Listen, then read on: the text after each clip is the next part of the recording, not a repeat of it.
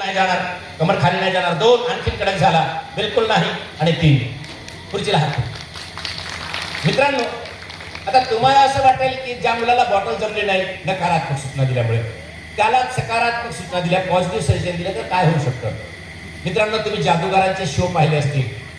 एखाद्या माणसाला हवेत तरंगवून दाखवतो, त्याच्या 100 पट कठीण प्रयोग आहे. कारण आमचं विज्ञान म्हणतं रुमालही हवेत थांबत नाही, माणूस कसा थांबेल. तिथे त्या ट्रिक्स आहे, इथं कोणत्याही ट्रिक्स नाही. हे तुमचे मुलं आहेत, मी भाड्याने आणलेलं नाही. याच्यावर काही वजन देऊन पाहू टाईट रे बाळा, कमरेजवळ हात ठेव, इथं ठेव, आणखी 1 2 3 म्हटलं की आणखी टाईट होणार. काही वजन दिलं तरी वाकणार नाही. पाहूया. बघा, याच्या खाली काहीच नाही.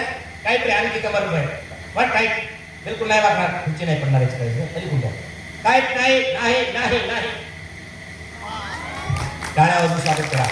63 किलो वजन आहे. घरी जाऊन 10 किलोचा मुलगा काय हालत होते. प्रत्येक मसल्सवर कंट्रोलिंग आहे.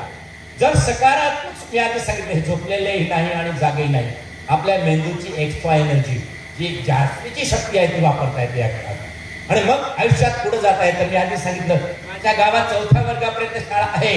पहिल्या वर्गात वर पास झालेला मुलगा आहे. 10वीत 38.14% थर्ड क्लास पास झालेला.